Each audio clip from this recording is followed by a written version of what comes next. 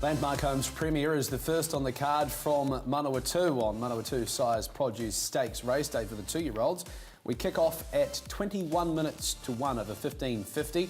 We've got $5.50 for Camino Rocoso. The under 340 around Euphoria, but Aidan hasn't been looked after in the barrier draws. No, it hasn't, and comes in 2.5 kilograms worse than the horse who ran third in that race, which was Disturbance. But a couple of really handy horses with a terrific win from Euphoria. Sacred Rhythm's a go-forward horse with a wide barrier draw, so just where it gets a spot, I'm not too sure. Heaven's Keep likely to cross to the lead with Waipipi Lad going forward. Camino Rocoso getting one of the runs of the race there in the trail. Disturbance, Platinum Command, Euphoria going back. Okay, Jason Tan, your assessment of the first? Really like Euphoria as a horse. Daughter of Rip Van Winkle will be is versatile enough to cope with the rain-affected track, be it dead or on the better side of slow. I don't think that draw is bad for her as a horse because she'll be out there free striding. She might have to cover a little bit of extra ground, but I think that's better than her being cluttered up on the inside of horses, and that will allow Chris Johnson to move when he wants, which is what he did last start, and I thought she was brilliant. Yeah, she was terrific. She's closed off in 33.12. Now, only marginally slower was Disturbance 33.25. That was 3/4 of a length. There's a 2.5 kilogram swing in weight. And besides that, we spoke to Shane Kennedy about it before the race. You know, the horses had a few issues with feet. Now, the bar plates were on, the hoof pads were on. They've both come off. Here's a horse who's getting that change in weight. I'd be really surprised if Disturbance can't turn the tables here. I'm going with the Southerner. Is he a bet? Definitely a bet for mine. Okay, let's go to Gift of Power's race. You'll line up pretty short in race number 5. This one sees the running of the Oak Stud Hong Kong Jockey Club Trophy Premier over the distance of 1,200 metres. She draws in barrier 9 at $2.60, $3.30 though for Boss. What do you make of them in terms of a comparison here between the two, Aidan? Gift of Power and Boss. Boss beat nothing last time out at Harwood, was very good at the trials prior and has obviously got a reputation. Does draw well as well and draws on the inside of Gift of Power, so it'll be interesting to see where they posse up. Gift of Power's a horse with a lot of speed, but Boss, I think Samantha Collett might be keen on trying at least for some way to hold Gift of Power out. I'd expect Gift of Power to get to the front, and once that happens, it might be just all over. Jason, your I don't thoughts? think he's gilt-edged from the barriers yet, Boss. Like, it wasn't overly competitive for him to find the front at Harwood, and you've got a horse like Divine Power who can be very quick, drawn the inside, and Gift of Power herself, who you would expect would work across to sort of where you had her. I don't know, I think you might have to settle for a position behind those two horses. Does it affect his chances? Yes, definitely. I think if he were to get the lead and Gift of Power were to sit outside of him, we'd have a really interesting race. Given how he attacked the line when getting a soft time of it in front at Harweda. But yeah, where he can settle will be, you go a long way to determining the race. Of course, every race is like that, but I just don't know that he's going to be able to find that front spot so easily. There's a bit more pressure here.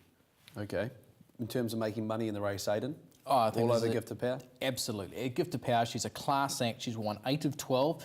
She got beaten last time out in the Mongolian Khan at Ellerslie, but that was on the 7-day backup, and I just don't think it suited her. She was up against Melody Bell, who's a Group 1 winner as an age group horse, and was obviously pretty handy in some good races. So I'm forgiving her for that. She's been to the trials. She's run that in 59.44, that trial. Now, in this race, Osman's a rival, ran the same distance in 62.1. There's only like 2 heats beside them, so there wasn't a lot of difference. That's 2.6 seconds. Houseman's a very good horse, fresh, and was really nice to the eye in that trial, but Gift of Power's run at 16 lengths faster. I just expect her to be winning this, and for fun, and she is clearly my bet of the day at Manawatu. Of the, you look at what's exposed, she is clearly the horse to beat. So when you're betting into the race, you're betting on what you've seen versus what you think you might see. And, Boss falls into that category. He was very good, so to the eye you're thinking, wow, this looks like a serious horse. But what you know from Gift of Power is that she's run time, she can sit on or outside of the lead, she's going to be in the right spot, and she fights really hard. She's run well at the track, she's unbeaten there, so she's got a far more extensive CV of performances than Boss has. That's not to say that their top levels are going to be any different, but I'm with Aidan. I'd be erring towards her. And that money, the 2.6 against 3.3, that's crazy difference. It's just not quite enough to take the spec that Boss is. He'd have to be very, very special at this stage of his career. Like, he's still only having his third start. He showed in his first start that he wasn't gilt-edged, he missed it away. It was a massive run. Oh yeah, there certainly is. It was a massive run. He came from sort of back and said that he's got a bit of an engine, and he showed that next up. But he's still got, he's still learning. So that's not quite a big enough price for me to really be diving on in for Boss. And I'd be with Gift of Power. I thought Gift of Power's price was very generous, 2.6. Okay, the rail's out 5 metres at Riverton and race number 7 on the card. We see a couple of handy sprinters resuming. Irish Excuse 680, Jazzman 380 and Johnny Jones $3.50. Is Jazzman just a shoo-in to run a place here, Jason? I would have thought so. Jazzman is one of those horses that, you look at these carnivals and you look at timing, and there are a few horses on the program like Motorboat Mike and Jazzman. When it comes to Riverton around Easter, they invariably are well rated and they perform. That's what Motorboat Mike has done on the track, and that's the same for Jazzman. He's won this race the last two years.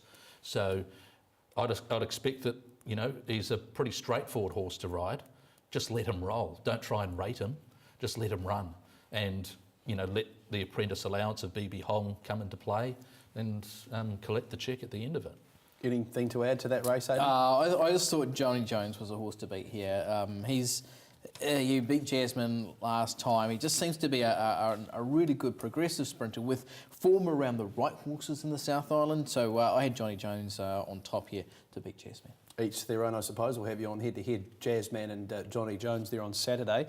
Okay, Open Fillies and Mears' race number 3 on the card, 1400 and Elfie, Jason, with one of the better form references in the race, 240. Well, bookmakers are all over this. I thought you might get, and this is where I'm completely wrong, I thought you might get $4 and say $1.50 for Elfie, but you're getting $2.40 and nearly nothing, less than $1.10 to place. Her run behind La Fiangeur was brilliant in a genuinely run race. She looks like, under the conditions of it, she's going to be very hard to beat. Yeah, she was 3.5 lengths in front of Flying Sardine last week and only comes in 1 kilogram worse. She looks really well placed. Nightcap's a go-forward horse here, maybe just to sit on the outside of Fascinate or to lead herself, getting Elfie 3 or 4 back the fence for mine, with 2's not enough. Flying Sardine to go back as well. Okay, 2's not enough, of course. I think won the race last year, didn't it?